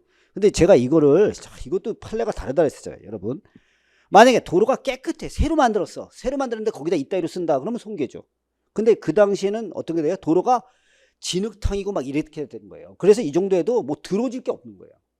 그러니까 그걸 생각을 하셔야 돼요. 원래 더러웠다. 원래 더러운 데다가 뭐 묻혀봐야 더 더러워질 일이 없다 이거예요. 판례가. 그래서 요거 갖고는 손괴가 안 된다는 거예요. 그냥 내는 거지 판례를. 원래는 이게 도로 상황을 먼저 줘야 돼요. 이게 제대로 판례를 물으면. 그러니까 판사의 뜻을 왜곡하는 거지 이 시험 문제가. 그럼 잘 냈다 그러잖아요. 멍청한 것들이 그죠? 이거는 암기지 이게 어떻게 학생들을 시험하는 거예요. 그죠? 실력을 묻는 게 아니라 그냥 암기 테스트 하는 거잖아요. 이게. 자, 그 다음에 램도 전자기록에 들어갑니다. 임시 기억장치. 해당하지 않다면 틀렸지? 허위공문서 작성죄는 뭘 작성해야 돼요? 허위공문서는 허위 사실을 기재해야 돼. 사실. 근데 지금 사실에 거짓이 없잖아요. 근데 법을 잘못 적용했어요. 허위공문서 된다. 틀렸어요. 이거 뭐 문서죄 할 때 맨날 하는 거 아니에요. 허위공문서 작성죄는 허위 사실을 기재지 허위 법을 기재한 거 허위공문서 안 된다. 이거 뭐 기초 중에 기초죠. 그 다음에 사업자 등록증은 여기 안 들어가요. 이것도 뭐 맨날 나오는 얘기고. 자, 그 다음에 타인의 주민을 가족 것이라고 하면 안 돼요. 공문서 부정행사죄가. 공정증서 원본 부실기재죄가 뭐야? 이 부실이란 말이 제가 뭐라 했어요? 이게 단어가 부실이라 그랬잖아요. 부실. 이게 완전 부실한 얘기예요. 이게 일본 말을 잘못 뺏긴 거지. 그렇죠? 공정증서 원본의 허위 사실 기재예요. 허위. 부실이라는 게 튼튼하지 못하다 이런 말이 있고 일본어 사전을 보면 허위란 말도 들어가요. 그러니까 이게 부실이 이게 번역을 잘못한 거예요. 그래서 허위 사실 기재하는 거예요. 그래서 여기 써 있죠. 여기서 부실의 기재는 실체 관계에 부합하지 않는 부실의 기재를 기록하는 거죠. 맞죠? 이게 허위잖아. 실체 관계에 부합하지 않는 게 허위죠. 근데 조그만 허위가 있으면 다 공원부다 이러면 너무 처벌이 늘잖아요. 서류에 뭐 한 부분만 잘못돼도 다 공원부라 그러면 문제가 되니까 중요 부분. 그래서 여기선 권리 의무 관계에 중요한 의미를 갖는 사항이 진실에 반하는 걸 말한다. 맞죠? 허위의 개념이 그겁니다.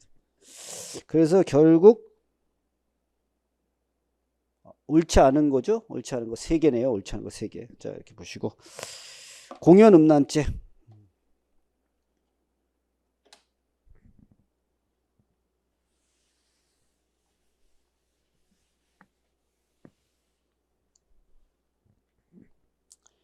자, 말다툼 후 항의하는 과정에서 바지나 팬티를 내리고 엉덩이 노출시켰어요. 부끄러운 느낌이나 불쾌감을 주는 정도야. 그렇죠? 들었겠죠. 이 정도 갖고는 정상적인 수침을 해야 할 정도에 해야지 않아. 공연음죄가 성립하지 않는다. 맞죠? 음란성은 어떻게? 사회 통념에 따라 판단해야 되지.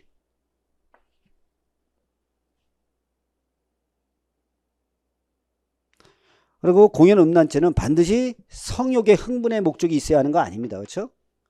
옛날에 제가 어떤 거 설명했어요. 그 동물보호협회가 그 밍크 반대 운동하면서 어떻게 해요? 동물보호 운동을 이목을 집중하기 위해서 둘이 옷 벗고 길에서 섹스했어요. 우리는 반대한다 이러면서 섹스한 거야 둘이. 그럼 걔네들 목적은 뭐예요? 성적 만족이 아니죠. 하지만 공연 음란죄 맞아 안 맞아? 맞죠. 자, 됐고. 그 다음에 공연 음란죄에서 음란한 행위를 특정한 사람을 상대로 한다 해서 반드시 강제추행죄가 성립하는 것은 아니다. 그렇죠?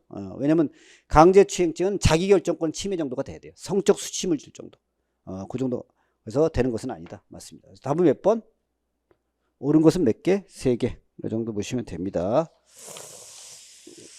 자, 그 다음에 25번.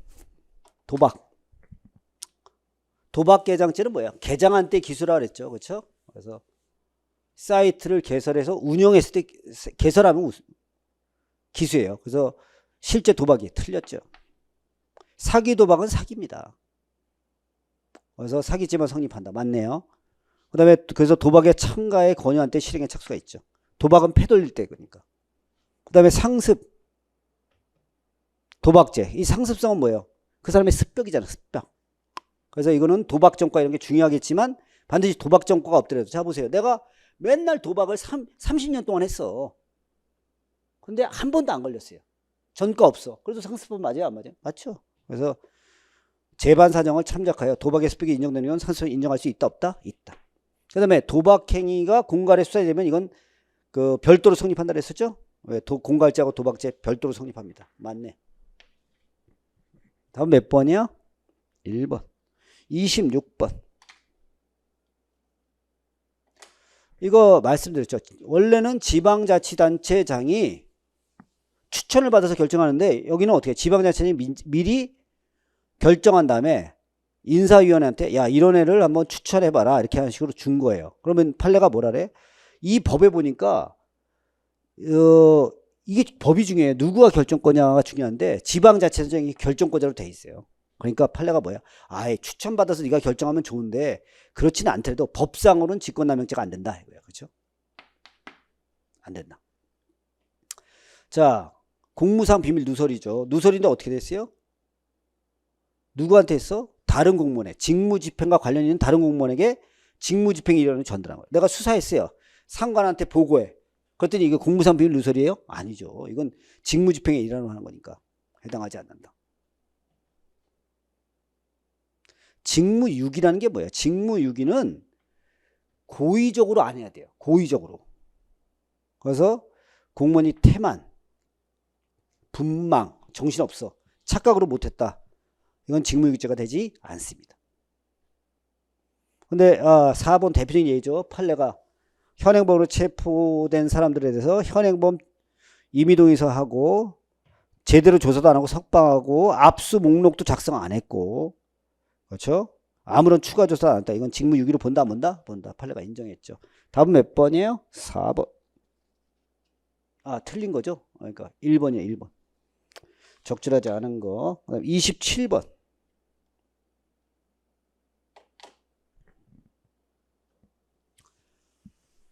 자, 1번 맞죠? 여러분 공무집행관죄는 뭐 직무를 집행하는 공무원에 대해서 폭행하면 되죠. 공무원의 신체가 아니에요. 그렇죠? 신체에 대함을 요하지 않습니다. 그 다음에 추상적 위험이에요. 폭행만 하면 기수니까. 결과 발생을 요하지도 않죠. 내가 이거 철판 조각 미리 뿌려놓은 거 이거 안 된다 그랬었죠? 안 된다 그랬어요. 그 다음에 야간에 당직 근무자 때린 것도 해당합니다. 틀렸어요.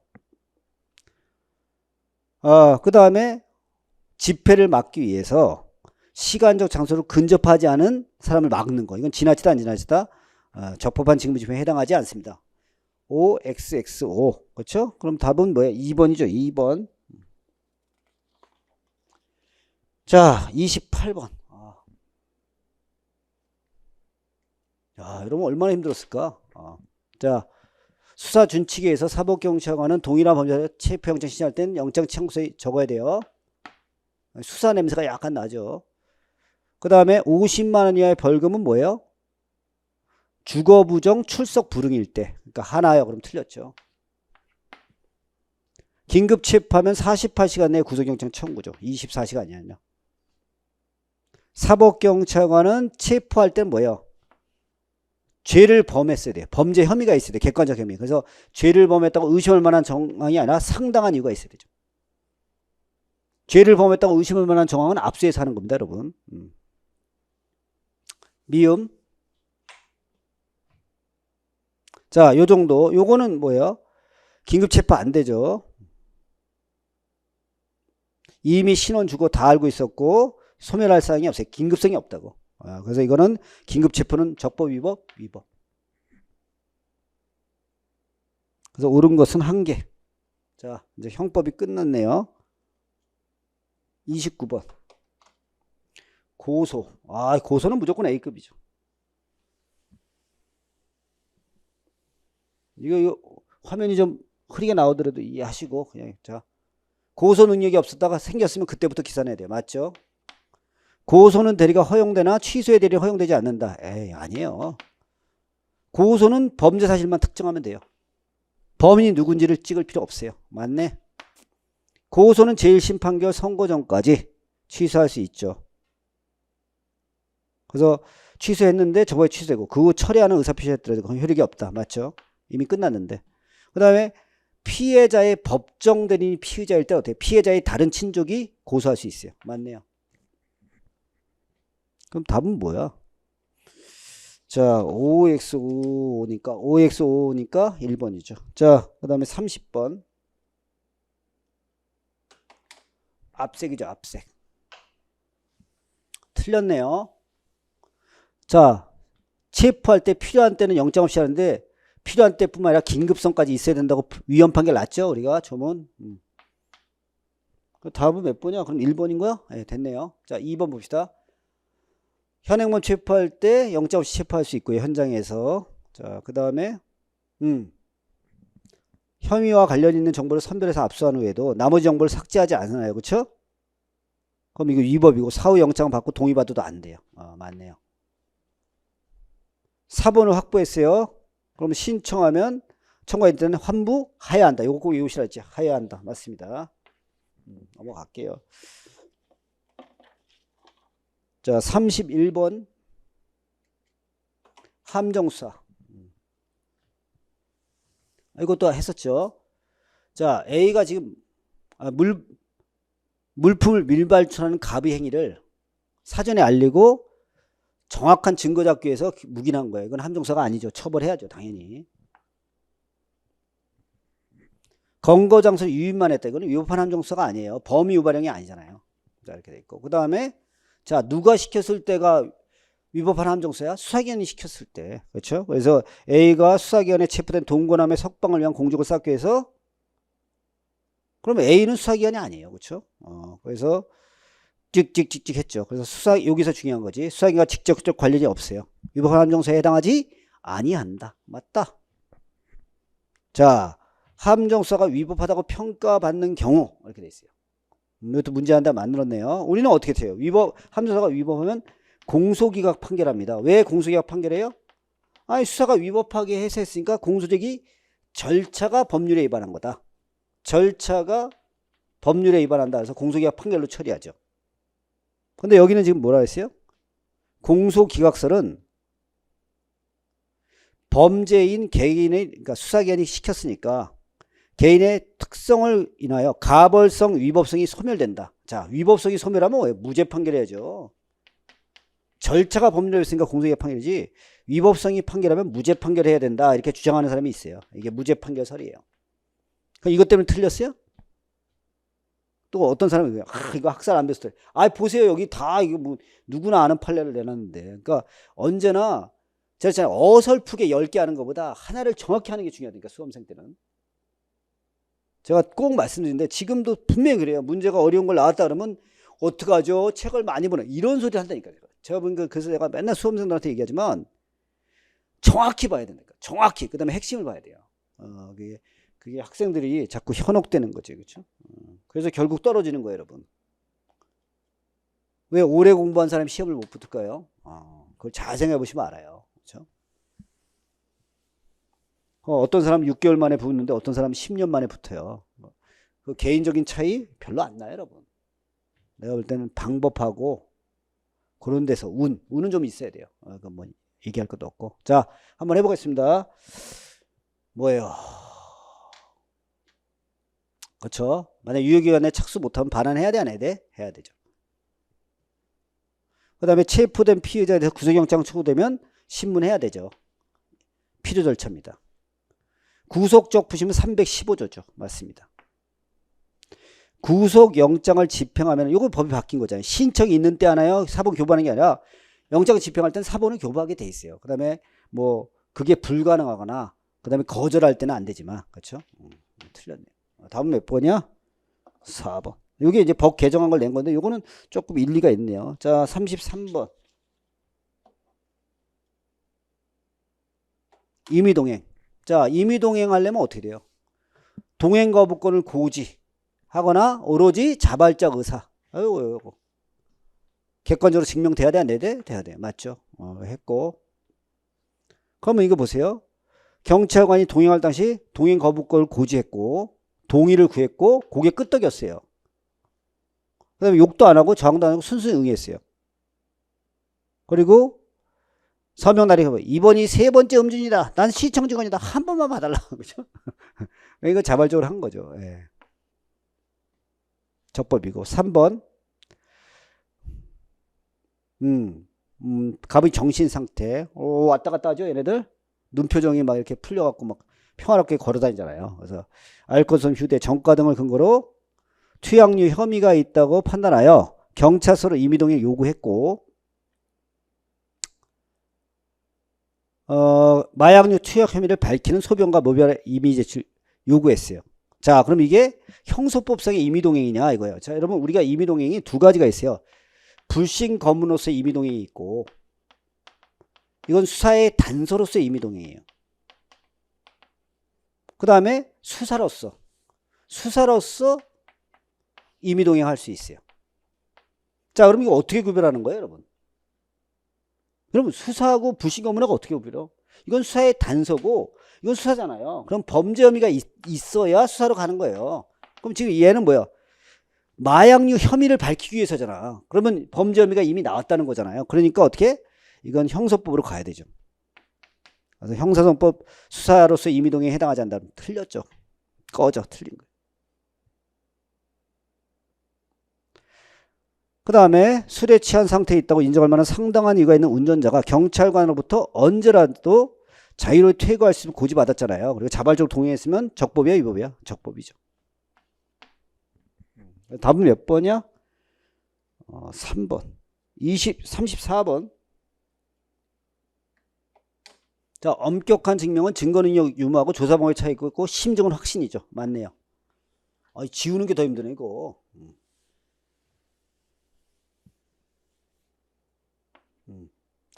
자유로운 증명. 뭐 증거능력이 안 따지죠? 적반전사 안 거쳐도 돼요. 맞고요. 그 다음에 전과 조회서가 변론 조기에 회부되었다. 변론 제기 없이 전과서에 기재된 누범 전과 사실 근거로 형을 가정. 여러분 우리가 누범 전과로 형을 가정하려면 엄격한 증명해야 됩니다. 이렇게 하면 안 되죠. 자, 고소는 자유로운 증명이죠. 소송법적 사실이니까. 우리가 외울 때 어떻게 해요? 강간범, 그죠? 가중사유 엄격한 증명 하라 했죠. 35번. 와.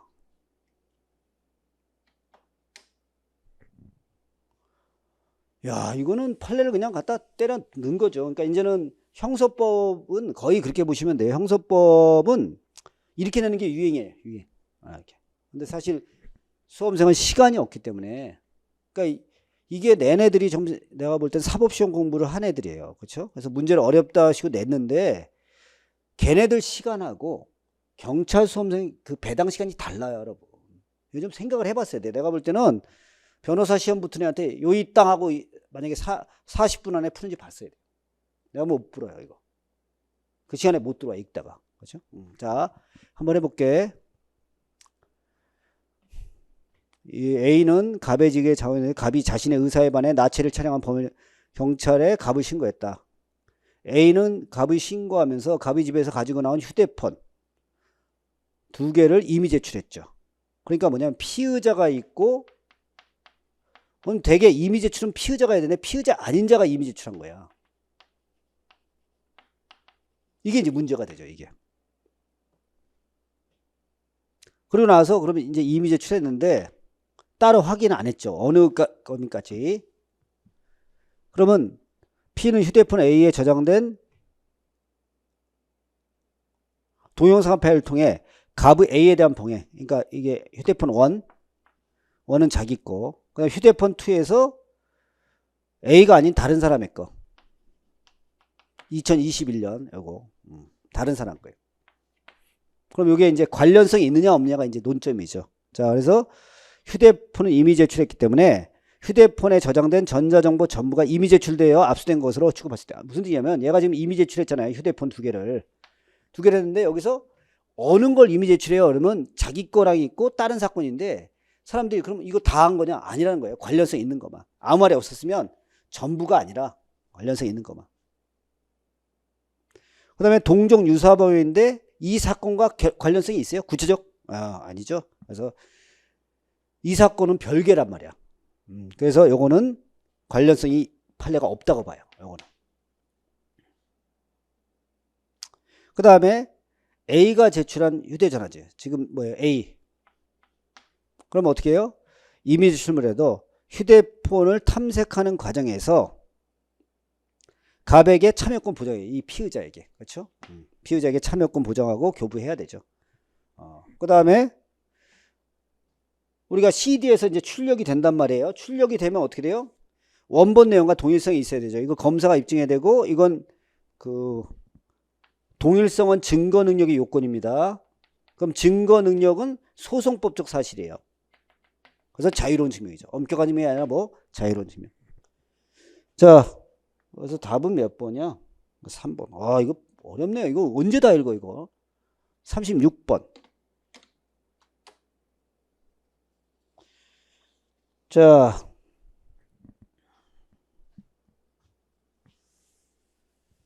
가장 적절한 거. 명예훼손 혐의로 압수수색 영장 받아서 압수수색했고 복제본을 생성했어요. 수사기관 사무실로 가지고 나왔다. P는 갑에게 참여권을 고지하지 않은 채 참여 없이 탐색했어요. 문제가 있죠. 그 다음에 우연히 다른 영상을 발견한 거예요. 이후 P는 압수경찰을 발견하다 이 동영상 파일을 압수했다. 그렇죠? 사법경찰 압수 목록에 컴퓨터 디스크 게재한 후 방법을 또 복제본을 생성해 지체 없이 갑에게 후보해야 된다. 그래서 이 목록은 출력이 끝난 때 그렇죠? 해야 되죠. 그리고 지체 없이. 그래서 이거는 꼭 서면으로만 하는 건 아닙니다, 여러분. 그렇죠? 이메일 이런 것도 보낼 수 있고. 그다음에 2번 참여권 보장해야 되죠. 틀렸어요. 그 다음에 원래 압수수색은 미리 통지되는데 급할 때는 이렇게 삭제할 염려가 있을 때는 통지하지 않아도 돼요. 그래서 참여권을 줘야 된다. 틀렸어요. 그 다음에 성폭력 동영상을 우연히 발견했어요. 그럼 이거는 관련 사건이 아니잖아요. 이거. 이거 관련 사건이 아니니까 이거는 압수하면 위법인 거예요. 따라서 사후 영장 받았더라도 증언은 인정 안 됩니다. 답은 4번이네요. 이렇게 하시면 되고. 어렵습니다. 그 다음에 37번.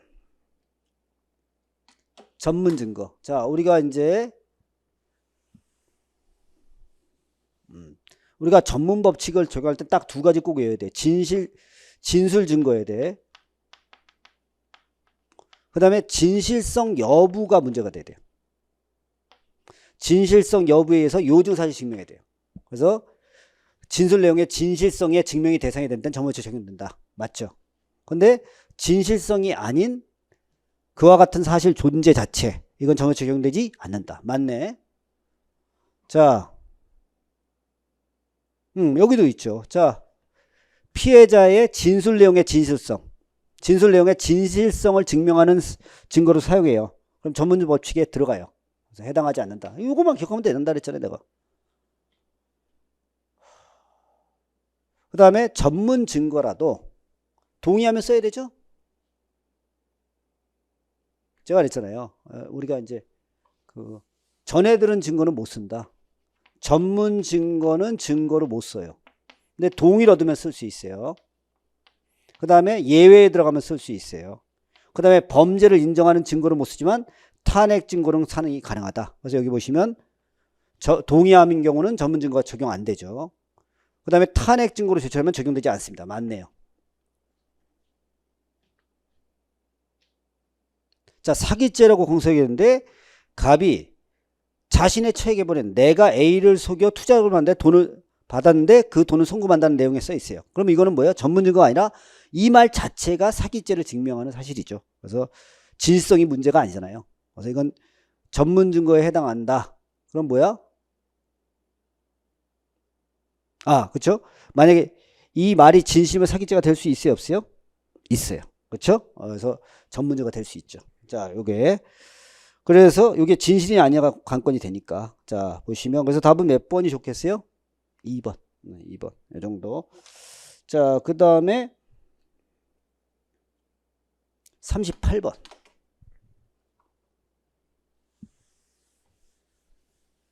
자, 사법경찰관이 작성한 검증조서예요. 그러면 성립의 진정을 누가 인정해야 돼? 사법경찰관이 해야 됩니다. 근데 거기에 피의자 아닌 자의 진술이 기재되어 있어요. 그럼 원진술자가 해야 됩니다. 그래서 작성자가 한다면 틀렸죠. 여러분, 내가 전모치 할 때 뭐라 했어요? 서면은 성립의 진정이 논점이다. 그 누가 인정하는 게 원칙이다? 원진술자가 원칙이에요. 그럼 사법경찰관은 원진술자가 없으니까 작성자가 하는 거고 이 사람이 만든 거니까. 근데 여긴 피의자의 진술이 기재되어 있으니까 피의자가 해야 되죠. 틀렸네. 그 다음에 살인 현장을 목격한 친구 B가 말한 내용을 얘가 듣고 적어놓은 거야. 그러면 이게 전문 진술을 써놓은 거죠. 그래서 이거 313조에 안 들어갑니다. 그 다음에 자기에게 맡겨진 사무 처리 내용을 계속적으로 기재하면 이거는 315조에 들어가죠. 그 다음에 갑이 살인죄로 공수된 공판에서 A가 증인으로 출석했어요. 갑이 근데 교통사고로 사망한 B가 생전에 살인한 걸 봤다. 이걸 A한테 얘기한 거예요. 그러면 자, 여러분 갑의 살인사건에 얘가 원본이에요. 얘가 원본이고 얘한테 얘기한 거예요. 전문 진술. 자, 그럼 이게 구두죠? 구두 진술은 어떻게 하라 했어요, 제가? 무조건 원본을 먼저 내보내는 거예요. 근데 원본이 죽으면 그러면 얘가 필요하다. 그리고 그때 믿을 만한 상황, 특신 상황이 있으면 얘 증거로 쓴다, 못 쓴다? 쓴다. 필요성과 신용성의 정황적 보장. 다른 말로 신용성의 정황적 보장이 다른 말로 특신 상황이죠. 그럼 이거 보세요. 자, 지금 교통사고로 사망했어요. 그럼 얘 죽었죠? 그럼 얘가 필요해, 안 필요해? 필요하고 특신 상황이 있어요. 그럼 증거로 쓰는 거죠. 316조 2항이잖아요. 그렇죠? 그냥 그대로잖아요. 그러니까 이런 것들을 배울 때도 보세요. 이거를 책을 많이 읽는다고 하는 게 아니라 이거는 정확히 알아야 돼요, 여러분. 그러니까 전문법칙 배울 때도 그 원리를 알고 풀어야지 그냥 무조건 그거 조문으로 할 때 그 옛날엔 쉬운 문제 낼 때는 상관이 없어요. 쉬운 문제 할 때는 그냥 조문만 암기해도 되는데 이게 무슨 뜻인지 모르고 외우면 나중에 정신 하나도 없는 거예요. 이런 거 못 풀죠. 그래서 제가 그랬잖아요. 정확히 알아야 된다고. 또 책만 많이 본다 그러면 떨어지는 거예요, 여러분. 자, 여러분. 자, 이건 논쟁이 좀 있을 수 있겠는데, 자, 보시면,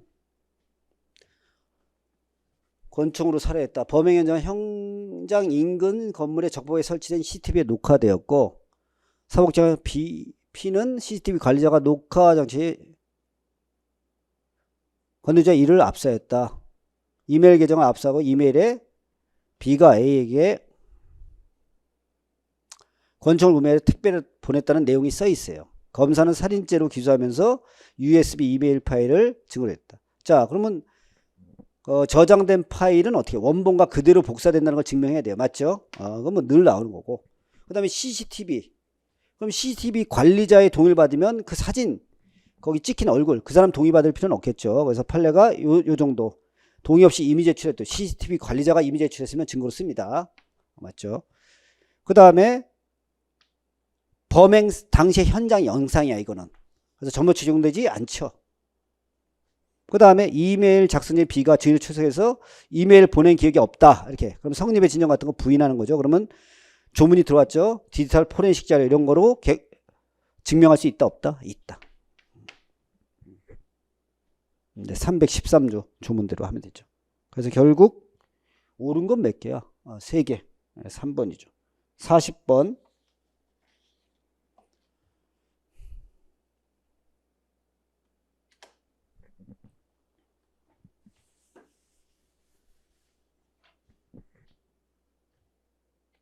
갑과 을은 인터넷을 통해 알게 돼 A와 B를 승용차에 태우고 함께 남산 부근을 드라이브 하다가 강간하자고 제의하자 을은 아무런 대답 안 했죠. 이게 이제 중요한 거지. 자신의 강간 상대방으로 남겨진 B에게 일체 신체적 접촉을 시도하지 않은 채 B와 이야기만 나눴다. 됐고요. 그 다음에 강간하려고 했는데 수술한 지 얼마 안 돼요. 배가 아프다고 해서 강간 중단했네. 그 다음에 며칠 후 을은 친구 C를 만나 갑이 A를 강간하는 동안 나는 가만히 있었다라고 말했어요.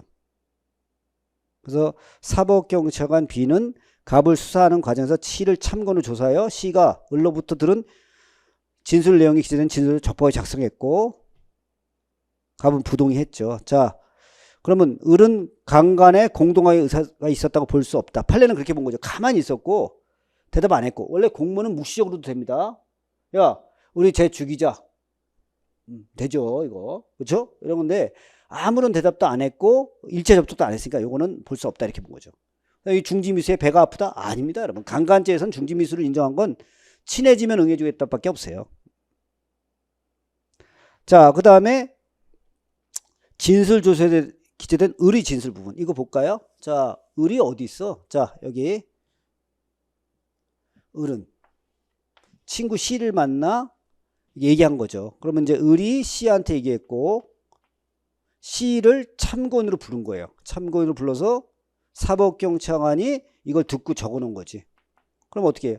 얘가 얘기하는 건 전문 진술이고 이게 전문 진술이 기재된 조서니까 재전문 증거 맞네요.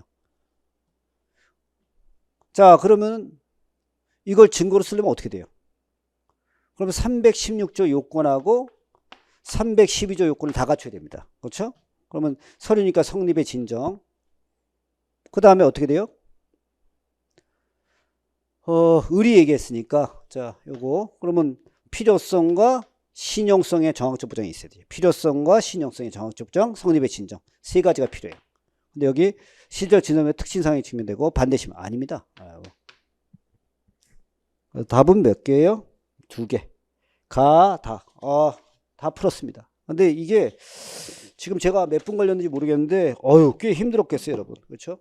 근데 제가 꼭 말씀드리고 싶은 거는 제가 전에도 얘기했잖아요. 형법은 무조건 어려워질 수 있다. 형사법도 되게 어려워져요. 형사법이 이렇게 어렵게 내는 거는 판례를 갖다 때려놓은 거잖아요. 그러니까 판례를 어떻게 하냐면 사례화해서 한 거예요. 그래서 이 사법시험 스타일로 바꾼 거죠. 그러니까 이제 뚜렷이 이제 방이 바뀐 거죠. 보시면 이제 형법 같으면 자 이제 정리를 해봅시다. 이제 앞으로 공부 방법이 중요하죠. 지나간 건 신경 쓰지 마세요. 그렇죠? 그러니까 과거를 잊으면 안 돼요. 근데 과거에 매달려 살면 안 돼요. 쉽지 않죠, 이 말이? 과거를 잊어버리면 멍청이가 되는 거예요. 과거는 기억해야 돼. 하지만 거기에 매달려 있으면 발전이 안 되는 거예요. 새로운 자기로 바꿔야 돼요. 그래서 첫 번째 공부를 할 때 저는 꼭 내가 우리 아들이라면 무조건 이렇게 시켜요. 야, 이해해야 된다. 이거. 형법은 이해 안 하면 이제는 이 문제 읽지도 못해요. 이해하고 그래서 요거를 양을 줄여서 반복하셔야 돼요. 내가 늘 말씀드린 거예요. 그렇죠? 그래야 암기가 되고 풀 수가 있어요. 이런 문제는. 이런 문제는 책만 무조건 읽고 문제집만 읽은 애들은 읽다가 무슨 뜻이 몰라요. 읽다가 무슨 뜻이 모른다. 잊지 마시고. 그렇죠? 그 다음에 최신 판례는 해야 돼요. 최신 판례는. 근데 그 형소법 같으면 특히 어떻게 돼요? 이 사실관계를 묻는 문제로 많이 바뀌는 거예요. 그리고 판례를 그대로 따오는 거지. 그래서 앞으로 볼 때 이 최신 판례도 전문 법칙 같은 데는 좀 어려워요. 판례도 전문 법칙 같은 데 재전문 증거 같은 거는 이거 다 원리 이해해야 됩니다. 이거를 그냥 막 조문 그냥 무턱대고 외우면 안 돼요. 이건 그렇게 하면 안 되고. 그렇죠? 그리고 제가 말씀드린 건 100점 맞아야 합격하는 게 아니에요.